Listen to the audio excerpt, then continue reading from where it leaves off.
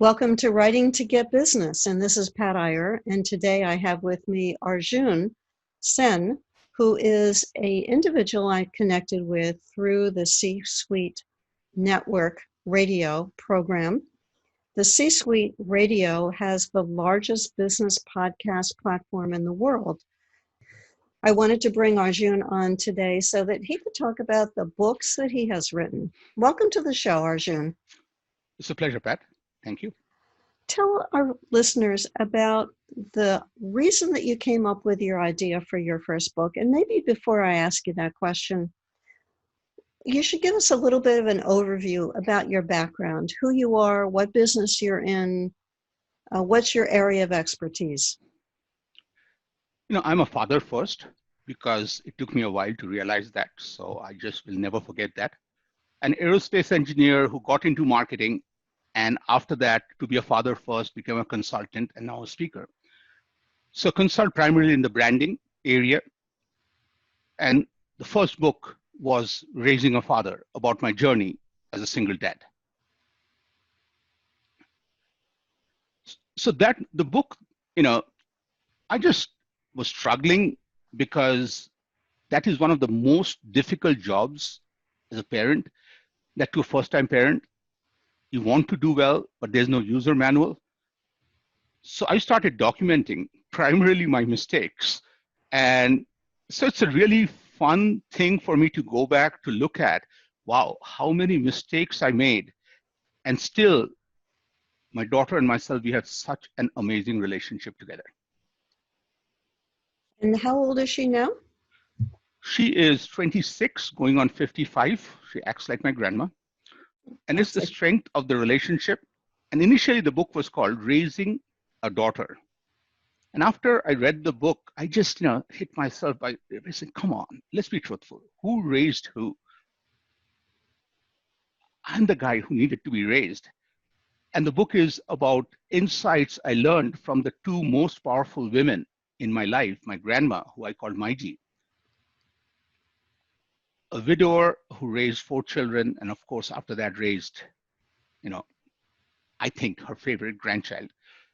And my daughter, another amazingly strong woman with a big heart. And how Maiji and my daughter Raka, how both together helped me really learn those lessons in life.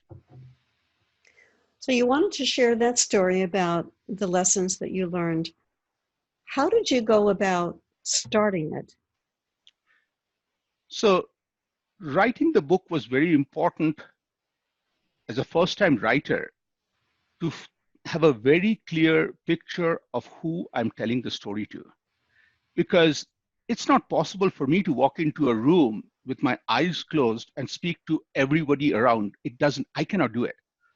And once I felt I was telling the story to my daughter to recap, it became much easier. It became a very big conversation. And that has helped in my successive books is I do not start till I have a very clear idea who I'm communicating. Then I also ask why. And once those two are there, it becomes an easier conversation and also easier on the edit part. I heard John Maxwell speak at National Speakers Association last summer, and he talked about the fact that he comes up with, when he writes a book, a very clear idea of who he's writing for, and he puts a picture next to his monitor, and he looks at that picture as he's writing. He has, as of last year, written 60 books.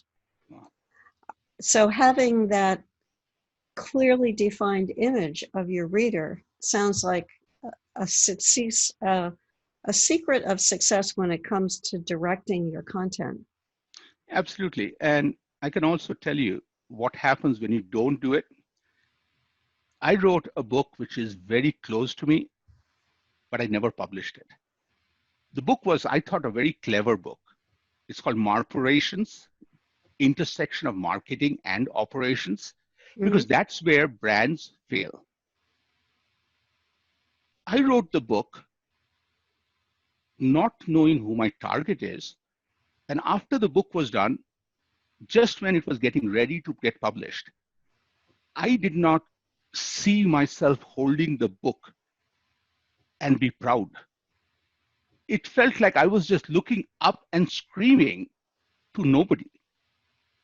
And Mm. I tried to recover, but because it was not started with a destination, I've used content from there, but never published that book because I really think two things are very important, Pat. What you talked about is the clarity, as John Maxwell talked about. And the second is you really have to think at the end, it's a creation. Like you need to hold this and feel proud about this and bring it to the world. It's just like Lion King holding Simba up there. I think if you are not having that passion, that means you didn't put something from your heart into the book. Do you think that book could be revived or resuscitated or reframed in some way? Yeah, we'll see at some point of time. Absolutely. So, I still have not, I just have to, I took the learning, I think, to start a new project because instead of trying to rework that, I just started fresh by saying, okay, let me have a clear target. And this time I wanted to put Arjun's voice in it. And the book became Customer Karma. Mm-hmm. And the best compliment I got from readers was, Arjun, it feels that you are speaking to me through the book. It's your voice. And I think that is incredibly important in that journey is it has to be you. You have to put yourself in. And that's the part where Marporations, I think the role of Marporations was to help me write an amazing, fun book, Customer Karma, which I enjoyed a lot writing because it was irreverent. It was me. Interesting. It's almost like the training wheels on the bicycle. You're right. You're totally right. I think that's what it is. Now I get it today. Thank you, Pat. Well, let's go back to the book about raising a father and tell me, did you self-publish that or did you go to a traditional publisher when you were finished with that? To me, I think I self-published and the path became very easy. Again, my daughter, that time she was 16, she is a business partner of mine. And as we were talking about it, I had this 2-hour business plan on how I would push this book, promote this book, go all over. My daughter listened to the whole presentation. Of course, she paused, said, Dad, can you go make me a cup of chai, please? The favorite chai of mine. I'm like, of course. And then she sips the first cup, a sip of chai and says, Dad, are we hurting for money? I'm like, no, baby. She's like, then why are you getting so stressed? And, I do not like when somebody breaks your idea without giving a solution. And my daughter knows that. So right away, she said, I know, I'll give you a plan. She said, Dad, why can't you have fun with the book with a very simple mission, touch one more person? And of course, Goofy Dad, who still needs to be raised, asks, what happens if you touch a person? She said, touch one more after that. And that became the journey. I went self-publishing because I didn't know the path. I also felt the goal of the book was more to reach one more person. That's it. And, the wise women in my life never mislead me. And I trust these women absolutely blindly. They are wiser than me any day. And that journey had really got me beyond anywhere I could think. I got a chance to meet Senator John McCain, who read the book. I got a chance to meet President Bill Clinton, Senator Bob Dole. I got a chance to meet amazing human beings. I met a couple in New York at a Rotary who have been married for 72 years. And they talked to me about their secrets to marriage because I really feel the ROI from the book based on that touch one more person was priceless. So again, my advice is, two big things is when you start the book, think about the objective because each objective has different paths. For all my books, it has been one more person, which means I do not want to get into the complexity of national publishing. There's nothing wrong. Absolutely. It's a great thing. But to me, getting it published, but using the book is very important to me. And that's the reason. And the second thing I also learned is me having a second profession, there are two Arjuns. There's the Professor Arjun who talks in graphs and charts and PowerPoints. That guy is dangerous for a book point of view. Then there's the storyteller Arjun who loves to sit with friends and tell stories. So I really disinvite the PowerPoint professor Arjun by saying, this is not your book, buddy. You don't have membership to this club. And separating that is very important because each one of us have different sides. You know, Pat, as you brilliantly said, knowing the target, know the purpose, why you're doing it, and then know which part of you is writing the book and why.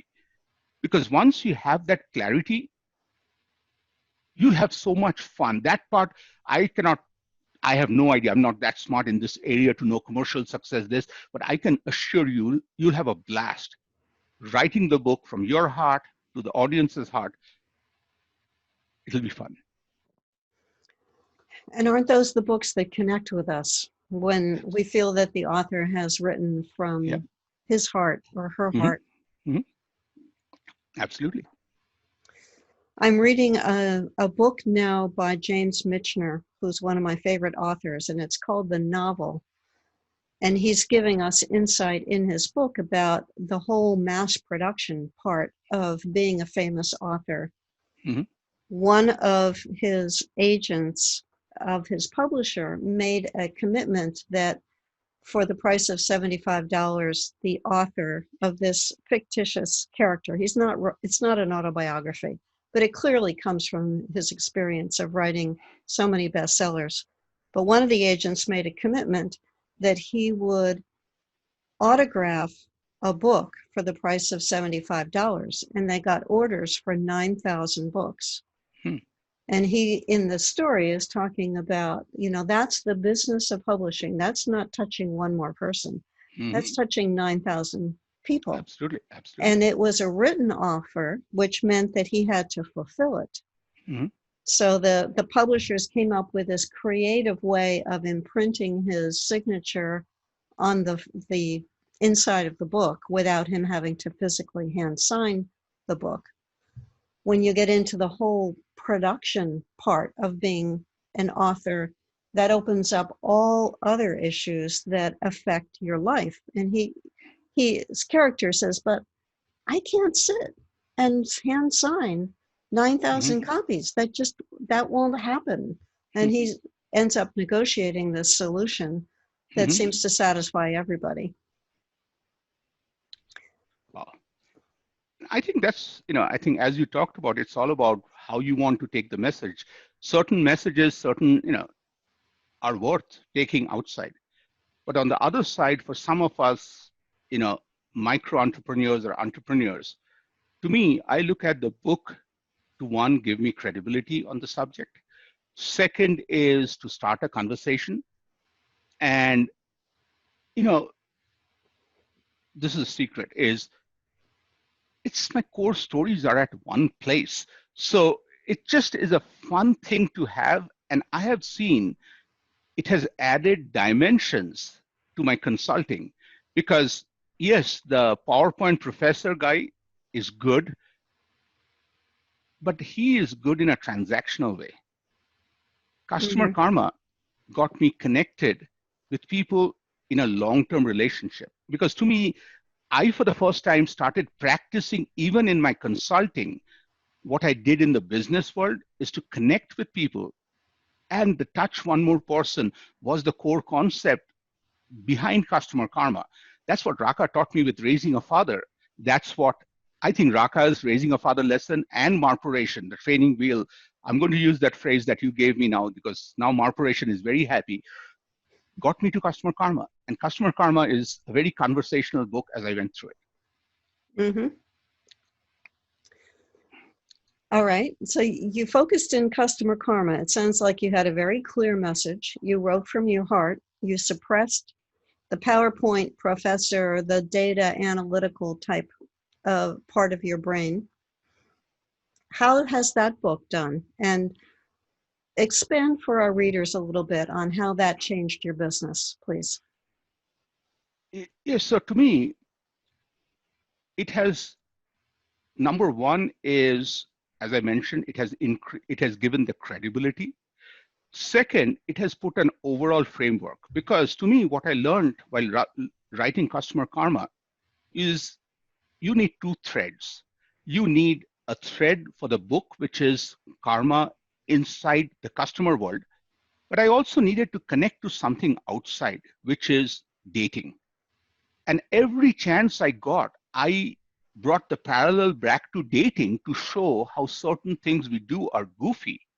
Like earlier, when I was trying to sell to a client how I can build a loyalty program, I had to rationalize and hit the person's brains. But now, when I ask by saying think, and let's say I'm talking to this person, Jeffrey, I said, Jeffrey, if you're single and you met this most amazing person, at the end of the first date, would you give her a punch card which says, after 5 dates, you get carnations, after 10 roses, and after 25, a big box of chocolate? That's not the way you start a relationship. Mm-hmm. Then why are we doing it?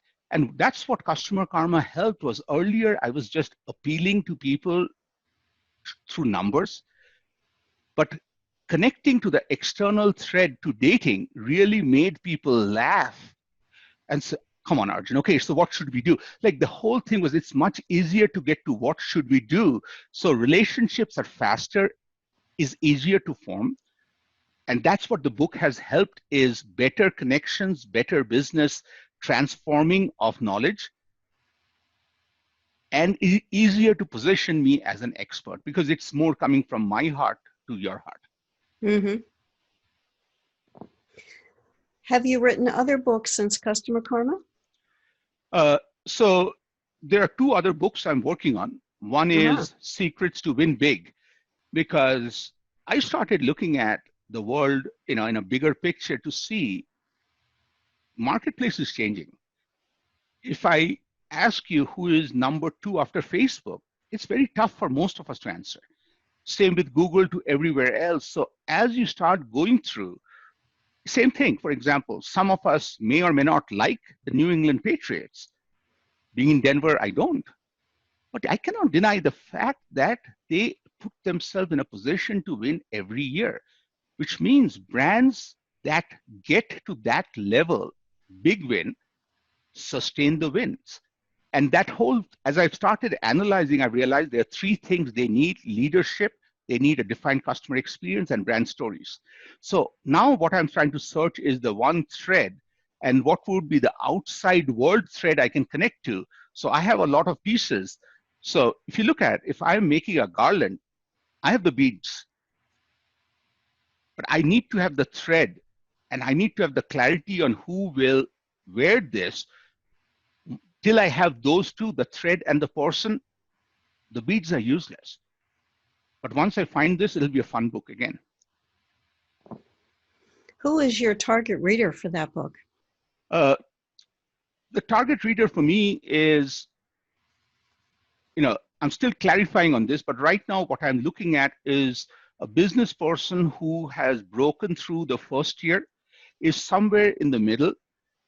And that's the person I want to inspire by saying dream big, because this is your chance to go bigger than a Facebook, Google, or anything else. And then you can control how far you want to go.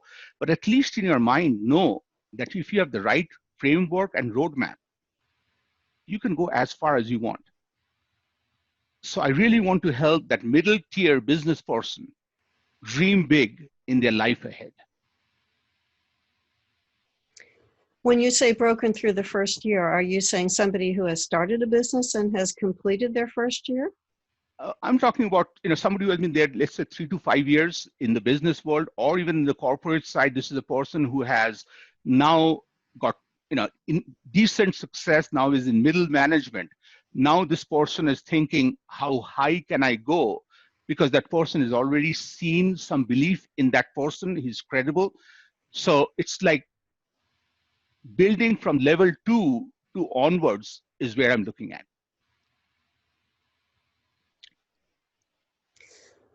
It is interesting how sometimes people put limits on their concepts of what they can do. And I immediately think about a man we hired as a carpenter to come in and renovate a bathroom when we had a house that had 1 bathroom in it.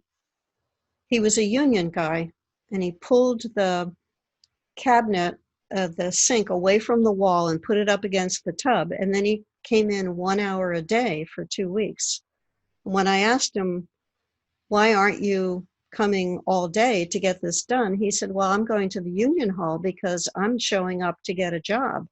And I said, but what about us? What happens if you get called to work? And he said, well, then I would work, of course. Just before I saw this pattern developing, I asked him if he could help us change the counters in our kitchen. And he looked at me and he said, I'm not a general contractor. I can't do that.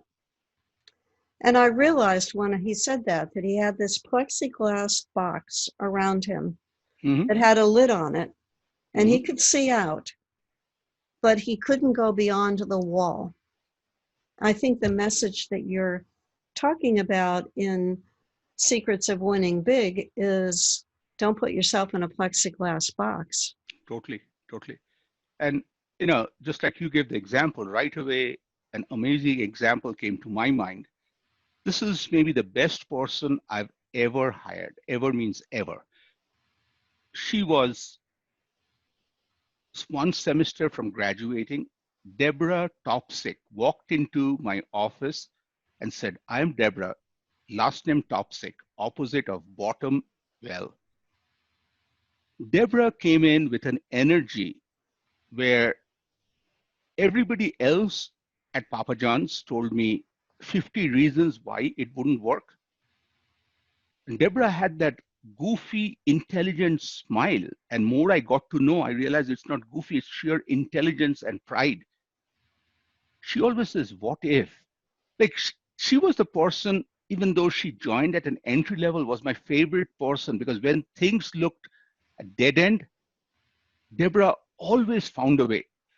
And those are the kind of people, because to me, that's exactly like in every person, there has to be a Deborah-ness that has to be unleashed because we have one life to live. We really should not live putting ceilings, as you said. We choose how far we want to go. That's our choice. But we should never do it because we think we can't. We have a relative who did some work for a large media company, and they had a plant in Mechanicsburg, Pennsylvania. And he would go and visit their factory where the people were taking DVDs off the shelves and fulfilling orders. And we talked about what it would be like to work in a factory. And I said, can you imagine getting stuck in a factory? And my relative said, I would never get stuck in a factory. I would figure a way out. Wow. That's the confidence, because what you just taught me is this is a mindset change.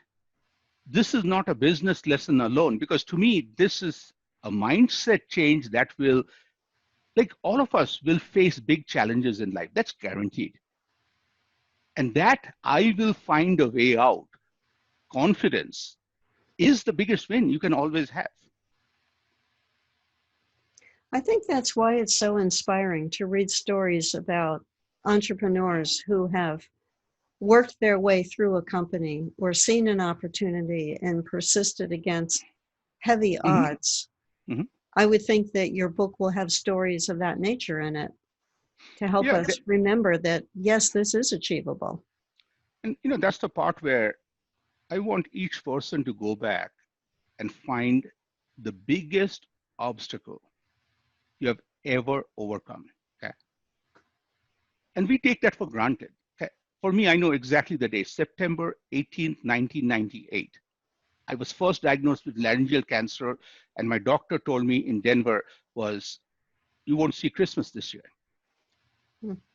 And somehow there's that part of Arjun, which I never knew, who just said, without me controlling it, by saying, I'm not paying your bill, doctor. You better keep me alive. And that gave me the impetus to go to Sloan Kettering Manhattan. Everything's great now. But anytime I'm in a situation, I go back to September 18, 1998 by saying, whoa, where is that Arjun? Get that Arjun out. Because if that guy, I need that guy, like finding that person in you who is that rock star and who you have overcome. with COVID-19, I just was initially freaking out. Then I found that Arjun by saying, come on, man, come out, need you. And that guy is there. It's harnessing that person and respecting, appreciating that person is so important because, again, I have to finish with a story of my grandma. When I came to this country, there was some problems with my funding and everything else. Literally, I had to survive on $300 for 7 months. Okay. I asked my grandma for help. She said, I can help you. For that, I have to sell my house, and I would. But then she said, I thought and felt I don't need to help you. And the next letter, those days there was letters. The next letter she said, I believe, and she was very spiritual, she said, in any situation you are in, God has put you in that situation, but God is never cruel. God knows you have the skills to come out of it. So now it's up to you to believe, find, and move your hand. And she was also very funny. She also said, like, it's just like if God threw in the water. God knows you know how to swim, but if you don't move your hands, there's nothing you can do. And that I think is such a powerful thing and I really am glad I'm talking to you today because what you helped me understand is this is not a business insight alone.